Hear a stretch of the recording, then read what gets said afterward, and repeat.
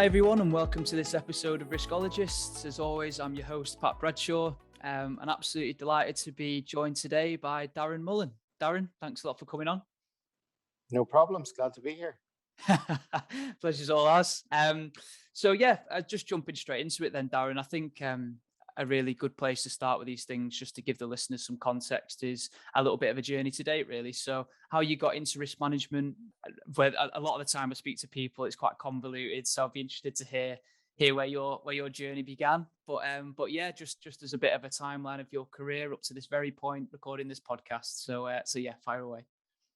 Yeah, so probably like most people, I didn't want to be a risk manager when I was young, but I sort of fell into it. So when I sort of university in my early career, I was actually a scientist, and it was originally my degree was in food science, biochemistry. It was something I was interested in, wearing the white lab coat, and so my first sort of 5 or 6 years of my career were in pharmaceutical sector, food manufacturing, very much operations and manufacturing. Loved it, very challenging. And then I started an MBA, and I suppose maybe it just opened my eyes a little bit. Yeah. So I joined a niche consultancy called Risk Solutions. I stayed there for 9 years, and I owe so much to that team. It was led by someone I'm still friends with, Mike Robertson, and they very much, that was my apprenticeship. And we worked on some amazing stuff back then in terms of, we're at the heart, in terms of when had foot and mouth disease, some of the major rail crashes, even things like sort of London Underground was going through the whole PPP journey. We were very much involved in that. I was like 3 days a week in London Underground, Amazing. Network Rail government. So it was amazing. I owe so much to that team, that company. I stayed there for about 9 years, which is, that's a long time to stay with a company, even back then. How old were you when you? Sorry to interrupt, Don. How old were you when you joined that? I hope you don't mind me asking. So I joined. It was 5 years or 6 years after I graduated. It would have been around about 2000. I joined Risk Solutions. I'm giving away my age now. So around about 2010, then I changed. I joined the Boeing company. Back then in the UK, Boeing Defence UK had about 100 people. By the time I left 6 years later, it grown to 1,000 people. And so very different, working in various defence programs. Sometimes I was actually seconded into the Ministry of Defence to provide support in specialist areas of risk, mainly on risk, also setting up PMOs and various system safety, security as well. And I'll touch back on that later, probably Nice. in some of the later questions. Then after 6 years, I joined Turner & Townsend and to work on Hinkley Point C. Oh, nice. So part of the core team. Again, it was very much setting things up from scratch. There's probably a theme there in my career. Probably generally it's setting things up. I get bored easily. I was there 18 months. I was planning to stay there much longer. And then just an opportunity came up at random to move out to Saudi Arabia. That was just over 3 years ago. And here I am out here working for the National Shipping Company. So again, it's very different. And probably we'll touch that a little bit later as well. So it's sort of a bit of transport, defense, government, nuclear, and now shipping. So that's up to where I am now. Amazing. How does the old Irish skin cope in the Middle Eastern sun? Not very well. Not very well. I can imagine, as people can probably tell from my name, if I'd taken my mum's maiden name, I'd have been Patrick Murphy. So I'm similar. I don't think I cope very well out there either.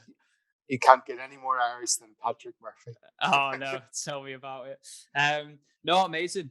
How are you finding being out in the Middle East? I've spoken to a couple of people actually who'd be interested in being involved in the podcast who've been out there, and it's one of those things where it's, with risk management, just opens so many doors to travel the world, doesn't it? Yeah. So up until I came out here, I'd never worked away outside the UK for more than a week. Maybe I'd done a trip to the US for work, maybe a few days in Paris or whatever. never more than a week. And it's about timing. It's about timing, and things need to be in the right place. Sort of my daughters had sort of grown up by then. The opportunity came up. I'd never even been to the Middle East. I'd never even been to Dubai on holiday. And I came straight to Saudi Arabia. And like anything, it's a change. It's another change. But then I sort of managed sort of changes before. This was a change in when I originally came out. I was working on the metro project, so and some of it from my time at London Underground, that was familiar. So Yeah. but no, it's like anything. I go back. If you focus on your work, you treat people with respect, you act with integrity, wherever that is, you won't go far wrong.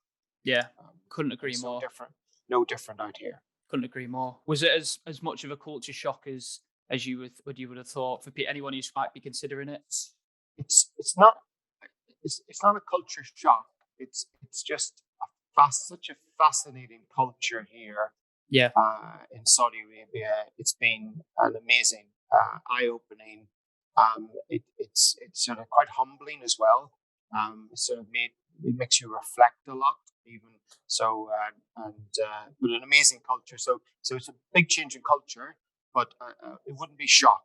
Shock implies it's something negative. Yeah, it's positive, very positive. So amazing. Yeah, no, I've spoken to a number of people who've sort of traveled and done risk management around the world, and I know things that are norm here can be different abroad. Like for example, in Asia, I know the color red is considered something very good, whereas in the UK, obviously red, amber, green in like PID diagrams, it's associated as negative. So you also almost got to flip it on its head.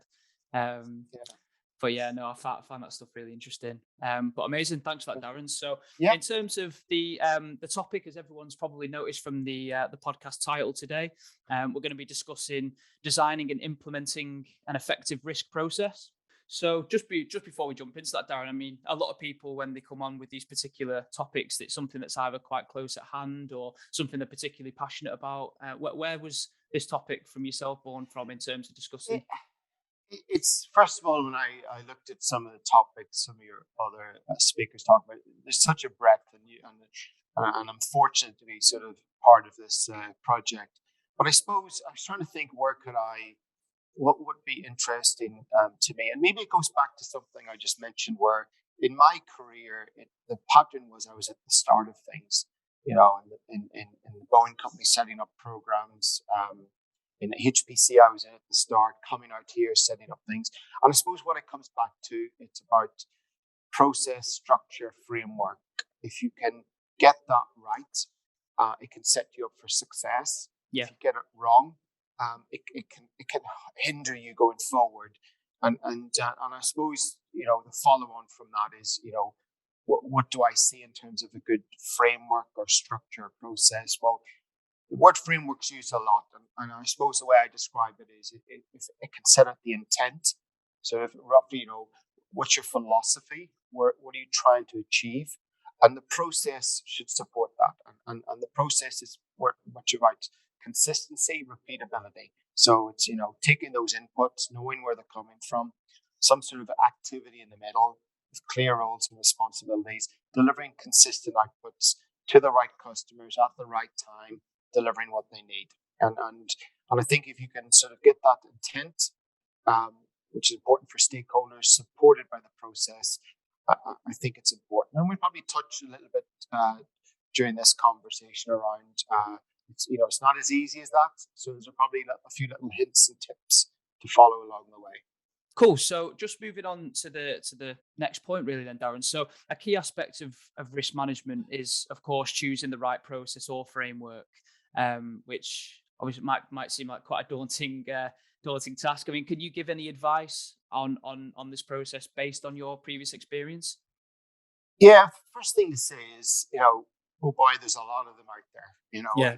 And whether some will claim to be sort of more enterprise, so think 31,000, ISO 31,000. Some will tend to maybe focus on projects. So you've got obviously the APM, and it depends which part of the world you are. Maybe PMI as well. So in terms of project, some also or very specific. So if you're in a specific information security risk assessment, there'll be a particular niche framework versus maybe reviewing a safety risk and a safety case. So I think that's the thing, is to work out where you are on that.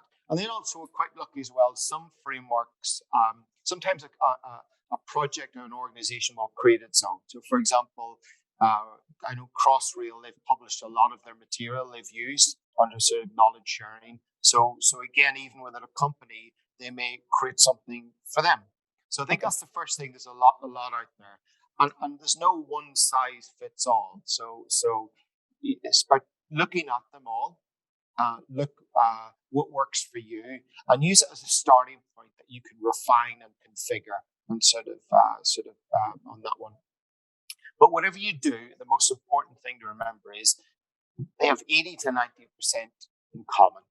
So, there might be a particular word might be different. They might use the word analyze instead of assess, or they use the words response as control. They might interchange words, but fundamentally the structure is still there. So that's the second thing, is if you pick the wrong framework from the start, as long as you tailor it for your needs, again, that's okay. And I suppose the other one is whatever framework you pick to then sort of start to craft your process underneath that, is never forget the process is a living thing.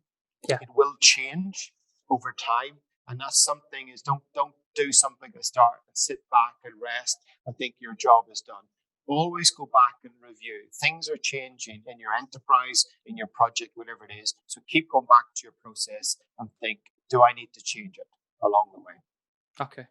No, that's really useful, Darren. So just honing in on that last point, really. So in terms of obviously the process being iterative and potentially constantly changing, I mean, could you give some examples of that, of how the risk process can change? I mean, in terms of focus, resources, capability, that sort of thing. Yeah. So if I pick, we talk about different areas. So let's pick the project domain. It's probably a good one. And if you think about even a project, the project itself has got a life cycle, and from that early idea, that concept, sort of maturing into options, picking that option, then the execution of that option, all the way through to some sort of closure or termination of the project. And if you think about it, where the role of risk management can change in terms of its focus, the amount of resource you might need, and even the capability, the type of resource as well. And I'll give you a few little examples. Is, if you think about towards the front end of a project, we're talking about an idea, a high level concept. It's a bit immature, a bit fluffy. Sometimes you're asked to consider the risk. Well, actually, you're probably more talking about on sources of uncertainty, because it's a bit too fluffy. It's not actionable. I always say is if you call it a risk, it means it's well bounded, well formed. It's actionable. So you may be talking about sort of sources of risk, and again, there's lots. I know within the APM guidance they give you some sources of risk you can refer to, and so that's probably one thing. Whereas actually, if you move along as the project scope matures, then you start talking about identifying risks, turning that areas of uncertainty, an overall bundle or fluffy thing of uncertainty, into specific risks that can be actioned. But also things as well in terms of which parts of your process. So even if you take about it at the front end of a project, the focus may be on identification. Yes. It may be difficult to talk about how you would implement responses, because you don't know how the project will be executed.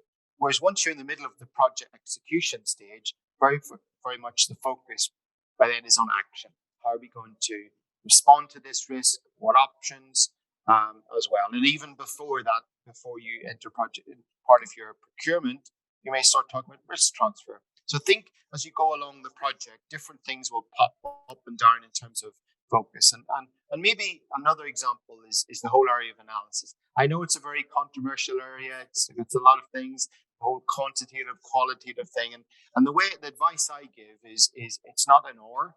People say it's not quantitative or qualitative. It's both.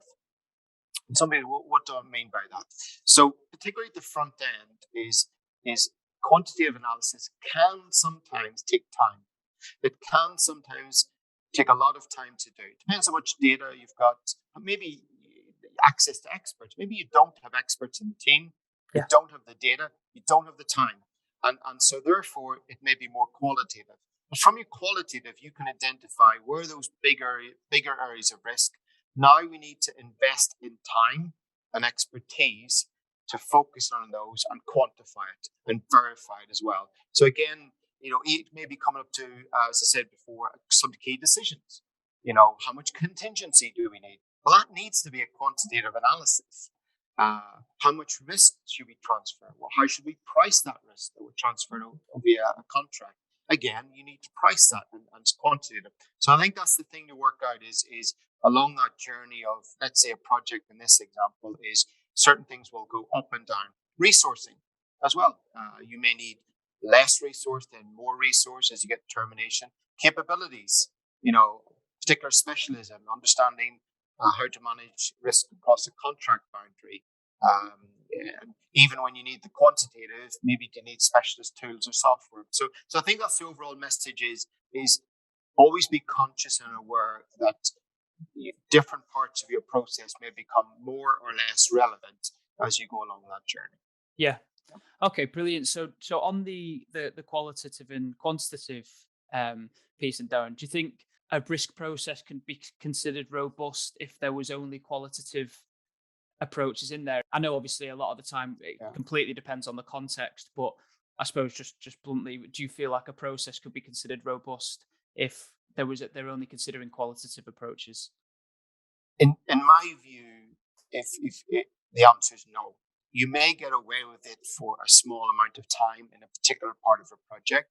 Yeah. But over the duration of in any organization, say you take an annual planning cycle for an organization, and you need to and you're into forecasting budget and revenue, you will need some sort of quantitative analysis, as I said, in the project. So overall, you are going to need to do some quantitative analysis at some stage.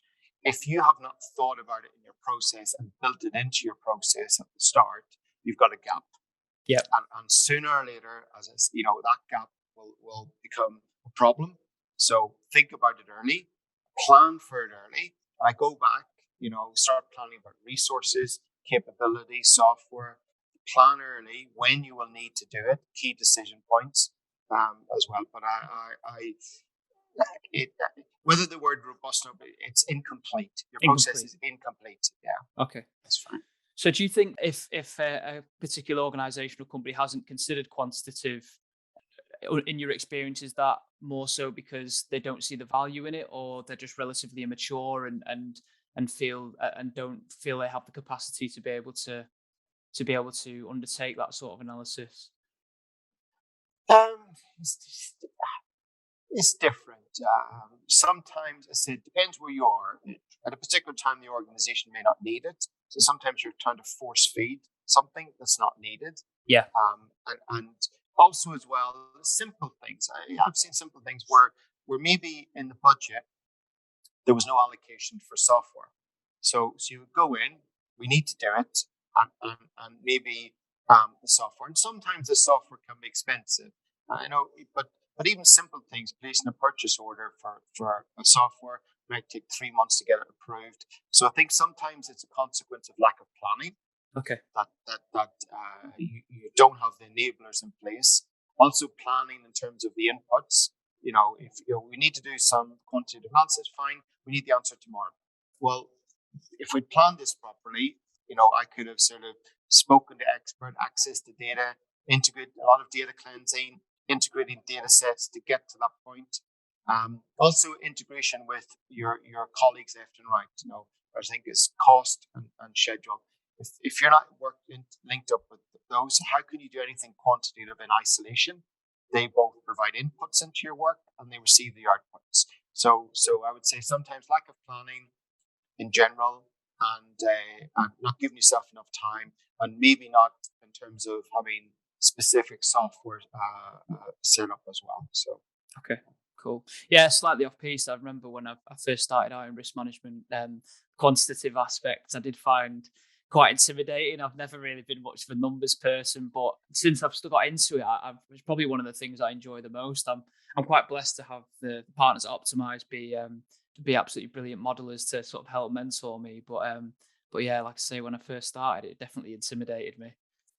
I think what does help is the software has improved a lot and does make it much easier now. So I'm not going to name specific software products, but some of them make it quite easy. You can get a lot of the way there very quickly, Yeah, and then it's about refinement. But you can. No, I think it is easier now than it was. It's also less expensive. yeah, You go back several years, and it was some of the software was very expensive back then as well. Trying to ask for £5,000 to £10,000 for some software, and you go to the project manager, and no, it's just a not in the budget. non-starter. Yeah. Yeah, good stuff. Okay, cool. So we touched on some really interesting points there. I mean, in terms of sort of any other key points in developing and implementing a process, is there anything else that you would offer up there, Darren, at all? Yeah, and this is just based on my experience. Is sometimes I see it. I call it process wars, where like, and I go back. Let's stay in the well. Let's do project domain first in enterprise. Think about the pillars of project. You've got cost, schedule, especially project controls and risk. And I see it sometimes where they will fight each other. You have to change your process to fit in with me. And you find a lot of that, or terminology as well. Even if you go into the domain of enterprise, in terms of between the audit team might have their own risk assessment methodology for risk-based audit. You go to the quality team, they'll have a different, and you're trying to fight. And I think sometimes if you find yourself falling into that trap, take a step back. Is it worth it? Sometimes you need to compromise. Yeah, Terminology. The whole issue of control versus response versus mitigation. You're not going to call it this. Sometimes you need to compromise to achieve it. Don't forget what are the outcomes you're trying to achieve. So that's the first thing. And second thing I think as well is understand the rhythm of your organization. And again, this is enterprise. You could argue maybe it's got a quarterly or 6 monthly rhythm. Projects tend to be monthly or every 4 week period. And it's about timing. And the classic I use is between you'll have a risk, issue, and change control. And it's called different things. Sometimes you hear it called risk, trends, and change, but it's the same principle. And if you think about it, each of those areas or functions of process calculate something. So in risk, I'll calculate my exposure, things that might happen in the future. And then in issues, it's things that are happening now. And then on change control, I'm making changes to the baseline in terms of, again, cost and schedule. And if you get things will move, if something materializes, becomes an issue, or sometimes called a trend, you will take it out. You will maybe close the risk, or maybe you might reduce the exposure, and it should increase in this pot. And similarly, when they change and they change the budget again, the issue a trend range, and sometimes I see it go out of sync, and underreport total. That's the total impact above baseline, or over or under if the timing isn't quite right. And I think that's something that's quite important. You're part of a team. Your customer is a project manager who wants to understand, much contingency as he's got. How does it relate to exposure? Where is it? What is materialized? What changes have been made to the baseline in terms of cost and schedule? And work together as a team, understand the timings, and I think that's where you can help most, particularly on day one when you go into project. Same for enterprise level. Whether you on a quarterly reforecast, 6 monthly, work with your finance team, and they'll try and understand we're trying to forecast for year end. So we're going to increase the budget. Okay, if you're increasing the budget, then actually some of these you take into account some of the exposure. So I can't report the same exposure if you increase the budget because we're double counting. So again, I think that's probably the key thing. Understand as well, you all have mutual inputs and outputs. Work with each other, work with your colleagues. It doesn't matter if it's in project controls, with quality, with audit. Depends on your on sort of how you work together.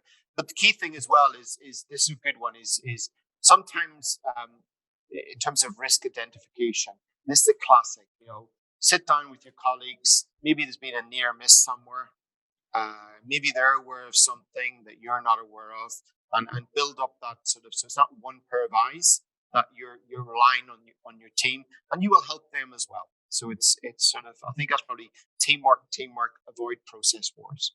Yeah, no, I was just about to recap on that. So pretty much just collaboration and communication, and said, as we've had a couple of times on this podcast, just avoid siloing at all costs, because it's just bad news. Okay, no, amazing. Thanks for that, Darren. So last couple of points really. So in terms of obviously the process and as that moves along, how can you see the role of the risk manager or the risk practitioner or whatever you're calling your organization changing throughout? Yeah, I've seen it change myself over the years, and one of the key areas, I call it oversight versus implementation. And I've worked in sort of both areas, and the skill set is slightly different, and you need to sort of look ahead. And what I mean by that is depending on your organization, enterprise or project, sometimes you may outsource. Could be sometimes it's complete function. It could be scope of work, and sometimes somebody else is actually doing the risk, and you simply have an oversight. You're receiving their work. It could be a monthly risk report. It could be some analysis, and then sort of if you're on the client side or customer side or whatever you want to call it, you're providing oversight and review and assurance that it's been done properly and that the outputs are in the right format that you need to do whatever you need to do with it. So maybe, so that's something people sometimes have to get their head around versus the traditional implementation where you implement from cradle to grave. Yeah. And I think that's, as we work on there's increasing outsourcing within enterprises, increasing contracting out within projects as well. Think about that and also plan for it as well. So that's one area where the role of the risk practitioner or risk manager can change. The other area is sometimes we always think about cost and schedule, when it comes to risk management. But sometimes you will have a specific decision or specific or specialist areas of risk assessment. And the two classic examples are safety and security.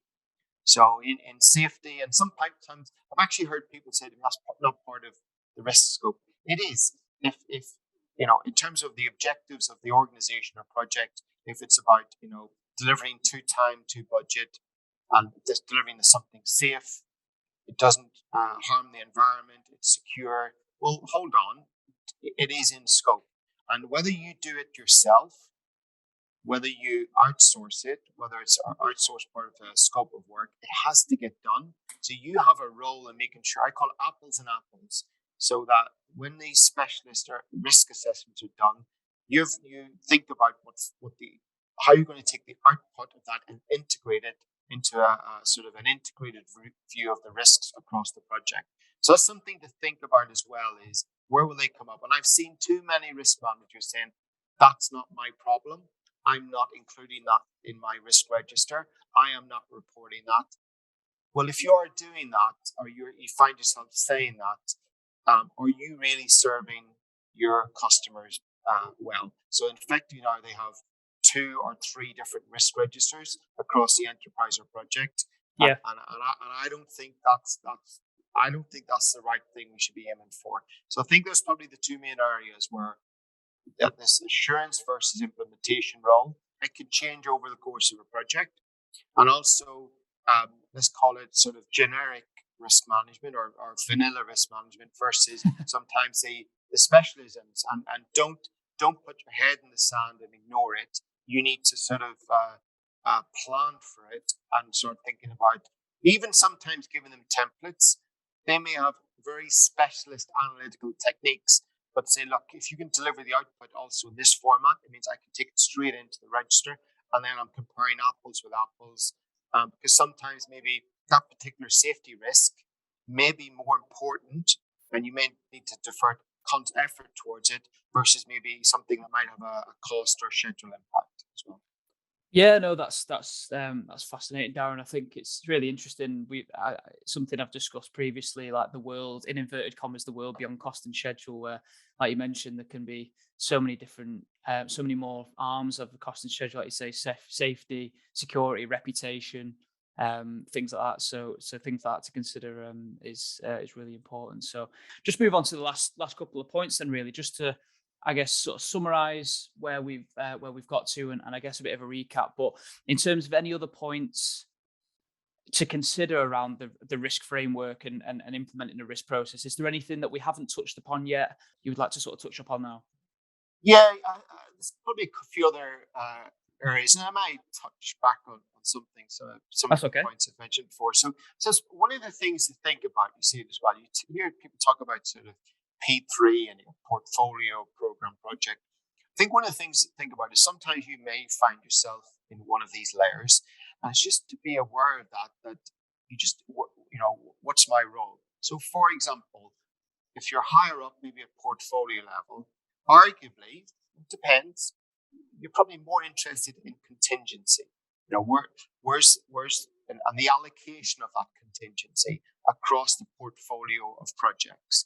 So, whereas actually, if you're maybe not, I don't want to say lower down because it seems if it's less important, but if you're maybe at a different level and you're sort of in the project level, maybe it's more about action, and the focus is very much on sort of action and responding to the risks. And I think this is the thing these days, is just work out where you are, and again, just be aware of where you are, and maybe it might change your focus a little bit. I think the other thing is decisions within your risk process. So do think about that. Is who needs to make the decisions? How you will maybe integrate your decision making in with the wider organizational decision making. So in terms of approvals, and I think that's something to think about. It might save you time, and again, it's about being joined up as well, particularly when it comes to the whole contingency and exposure.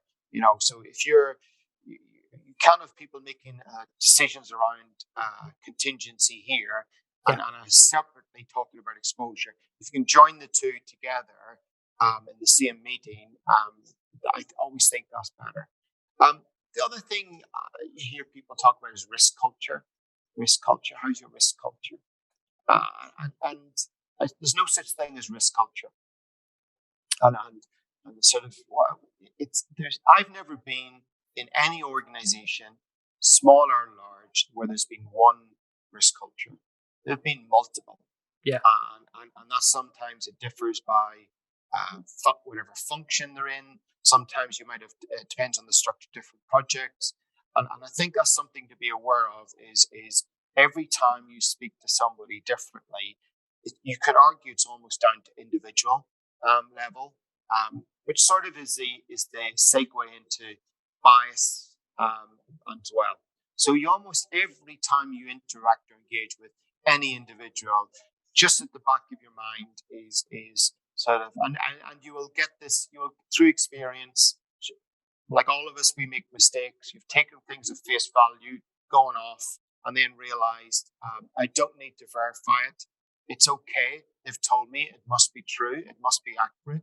And then you come back around. And I think that's the thing, is just at the back, you always have that little voice, sort of, whether you want to call it culture bias, just be aware of it. That's, in terms of then, I think the other thing to think of as well is how your organization or project is structured. Sometimes you're embedded. This concept of integrated project teams, you're part of the group, you're part of the team, versus sometimes risk as a service. So it's delivered into that part of the organization or project or service. The dynamics are very different. So, sometimes you're sort of inside and seen, and there are positive and negatives to both. If risk is delivered as a service, you maintain some sort of independence in terms of assurance. But then you're left out a little bit. You're not quite trusted. Whereas if you're inside part of the team, yes, you're trusted. You build up that trust. They will sort of be more open. But then you sometimes fall into the groupthink and back to biases again. So it's something to think about as well. The other thing as well is blind spots. I see this again and again and again, and there's something try to consciously build in, and so think, I hear people say, well, I'm an expert in this sector, I'm transport, rail, I'm an expert in rail risk and this risk, and okay, I respect that, but then it introduces sort of potential blind spots where you'll do what you did before, and sometimes miss something. So the little test of that is think about different time horizons. Just do that. Go back to basics. Go look at the full range of types of impacts. Reputation, quality of service, environmental. Also all those internal, external sources of risk. Almost go back to the relearn, so you don't jump in and have blind spots in terms of your identification and as well. So that's something I keep going back as well. The other thing, watch out for interfaces. There are organizations and projects are becoming more and more complex. And what I find the problem is it's around consensus on particularly the risk analysis assessment, whatever you want to call it. The more interfaces you've got, internal and sometimes external, it takes more time and to sort of get consensus. It touches back on the qualitative, quantitative, and quantitative, potentially sometimes even more time. Something simple, that 3-point estimate, and it's getting the consensus. So just be aware of that. More interfaces, you might need more time as well. And just to go back and just recap on some of the points. So go back to what I said before is there's no one size fits all. There's no perfect framework out there to build your process upon. So pick something and refine it. I think and continue to refine it. The other thing as well is whatever you do can change over time, or maybe the area of focus can change over time, and your role in the process. We touched a little bit about assurance and oversight, and I think that's the bit is you just continually review, and I go back to those three areas. Where should I focus in terms of along with it? From how much resource do I need? Always challenge resource. Maybe you have too much resource or not enough. And then capability. Plan for sort of what skill set you need going forward. And remember we spoke about some of those specialist areas. Yeah. Security, safety as well. That's it really. So hopefully sort of people have found it useful and some great questions. Thanks. No, not at all, Darren. It's been a fascinating discussion, and just touching back on the point you made around blind spots and stuff like that. I think as people probably will have heard as the podcast has gone along, we've sort of discussed some really sort of hot topics, but I feel like having blind spots on these sort of fundamental principles of risk management and revisiting them is really important, not only for people who are sort of at the start of the career, but I feel like if you've been in for risk management for quite a long time, you can sort of get into bad habits and stuff. So revisiting stuff like this is really important. But no, that's amazing, Dan. Have you got any final points, or is I think we've summed it up quite nicely there, haven't we? No, I think we've pretty much covered everything, and yeah, we've covered all the key points. Thanks. Great stuff. Brilliant. Well, as I do with all my guests, I'm put you on the spot here, but if you were to give yourself a piece of advice that you know now that you'd love to give yourself at the start of your career, and I suppose it's applicable for anyone listening who is at the start of the career, what would that piece of advice be? I'd probably pick out 3 pieces of advice. So, Nice. so number one, I haven't planned my career. I've been really lucky where I've managed to work across different sectors.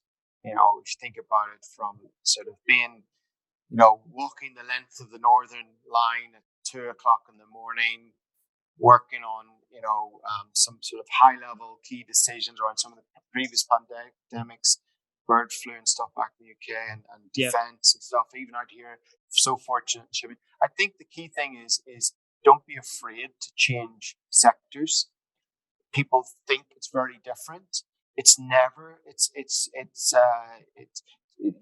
a couple of the acronyms will be different, but the fundamentals are the same. And I think that's the key thing is do go out there and don't be afraid to change sectors. Also, I hear sometimes people talk about an enterprise risk manager or project risk manager, and I hear that. And I've worked in both environments, probably 50-50. Again, it's all the same. Yeah. A couple of acronyms. So I think that's probably my first bit of advice is don't constrain yourself to any particular type of risk role or sector. Get out there. It's all the same.